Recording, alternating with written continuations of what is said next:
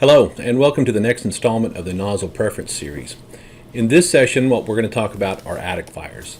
As I go into this conversation, there's some qualifiers that I want to give.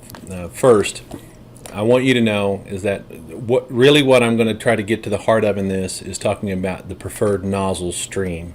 The UL studies and the NIST studies and everything that's coming out from what other people are writing is that writing about in the blogosphere and in textbooks and articles and everything else is that the preferred and best practice is a straight or solid stream.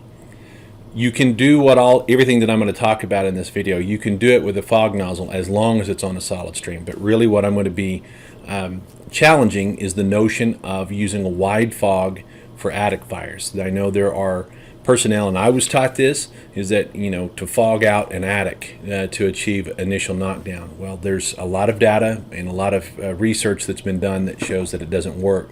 We also have experience to draw from. Even though there were officers that had taught me to try to fog it out, and I've even taught this to people, as our initial method. There was also another group of officers. You're going to get your shoulders up in the attic if you're going to be effective on putting out an attic fire, meaning we needed to get water directly onto the fire, which is true. So there's different tactics that can be used to accomplish this. What I'm going to emphasize in this installment is the eave attack. It's something that came out from NIST, where they showed the best way to get water directly up into the upper atmosphere in the attic space, and also, and this time it's simultaneously because of where the fuel load is directly onto the fuel source itself, is to cascade the water or water map the water up through the rafter channels. This type of attack is not going to work on every single attic fire, but what I do want to emphasize is that it is a tool in our toolbox that we should be utilizing more often, or at least considering more often. There are other ways that it can happen, and we're going to do more schools specifically talking about attic fires. But there is the one thing that is a constant is that it needs to be a solid or straight stream. That's not the variable. The tactic is the variable that we can use. And as you already know, my preference is the solid stream because we remove an additional variable of the chance of somebody knocking a stream out of pattern. I'm going to continue my interview with Brian Brush. We're going to show some UL and NIST videos and have hopefully a productive conversation. I mean, every department that I've been to, attic fires are probably our greatest residential fires. That's the ones that cause us to lose the structure. They're a compartment actually on top of the occupancy. Right. So my argument is why would the intact drywall is the best salvage cover we got, man. And you're dealing with two different compartments. But for years and years and years, we've been taught to go in there, pull ceiling and fog this thing out. One of the tactical considerations in the UL study is that fog has a net of 0. The water initially changes to fog, but it's not the high pressure ones are where you get that indirect attack. Right. But when we're going in there with our fire streams, we aren't fogging out attic fires. I can prove it to you fire after fire where we end up dropping the entire ceiling and to try to apply water to the entire thing. This one will show you that if we run the soffits, we're now water mapping the attic by flowing up these rafters.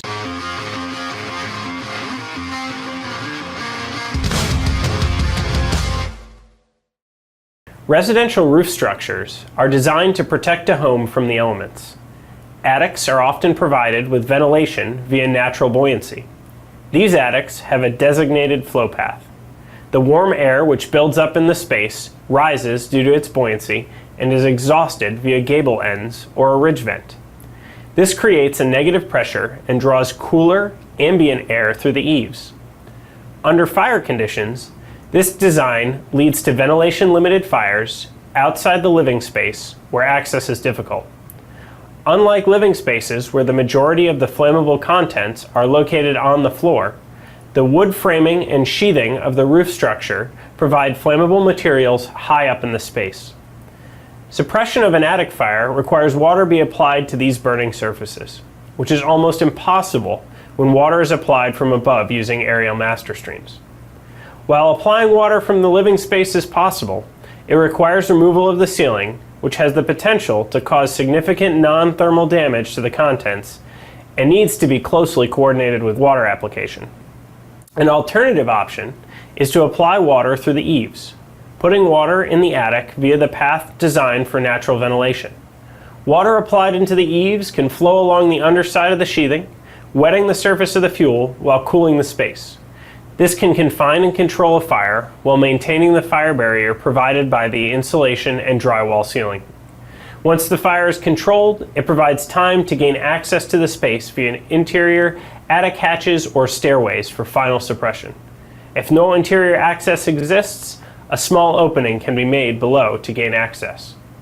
This tactic is most effective when the eaves can be removed, either via a pike pole before water application or through the use of a hose stream. Regardless of how water enters the space, it's important to consider how to get the water where it needs to go.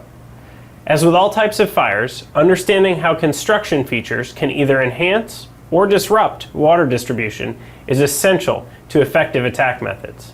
This is even more important during attic fires. Keep in mind, tactical considerations are just that, something to consider when employing a particular tactic. There is no silver bullet that works on all types of fires. The most effective fire officers understand what tactic to employ in a given scenario for the most successful outcome. This is the transitional fire attack of attics. Yeah. You know, like pull it. The eaves are the windows to the attic. We pull the eaves. Even that 2.5, I mean, just soaking an eave with the 2.5, it's going to absolutely coat all those surfaces. It's going to run up those eave lines, and they have a little visual of it, but like, use those resources appropriately. We can get a line into service very quickly. Like all the concepts of reset, line in service, front yard, flowing water without having to be masked up, like that's how we will stop burning roofs off of houses. Going in there and trying to drink from the pop can by poking holes in the bottom doesn't work, because it's a pressurized, compartmentalized, vent limited. The potential for backdraft is high because that opening, you're going to get that initial draw in, and the potential, like smoke explosions we see constantly, it's due to pulling ceilings or knee walls, void space fires. The attic is a void space. You know, there's no life safety in a truly compartmentalized attic. But your suburban attic fires, they're a space that's rich in fuel, unprotected, vent limited. This is the indirect attack of the attic fire. We can go to the tactical considerations where it says specifically that fogs aren't working. You know, like fog conversion is not working. So my take is like, again, especially here in Oklahoma, hipped roofs are the primary. Right. You know, we don't even so we have eaves. I mean, eaves are access. A gable, you know, we're not going to be able to get that even on a two-story house. We're not, but like a hipped roof, we can, you know, by hitting two sides of the house. If I can have an alpha and a delta, or an alpha and a bravo, I've applied water to the entire attic because it's up and over, right. And it's up and over.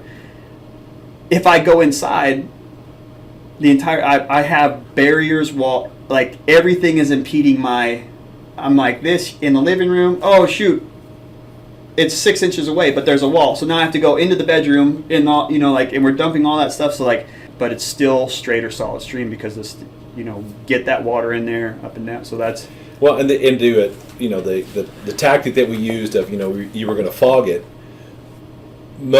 I worked for multiple officers that would state how ineffective that method was back then. Yeah. And their emphasis was, we're going to get a hole big enough in the attic to get a firefighter above the rafters. We knew we had to get the nozzle above the rafters. Yeah.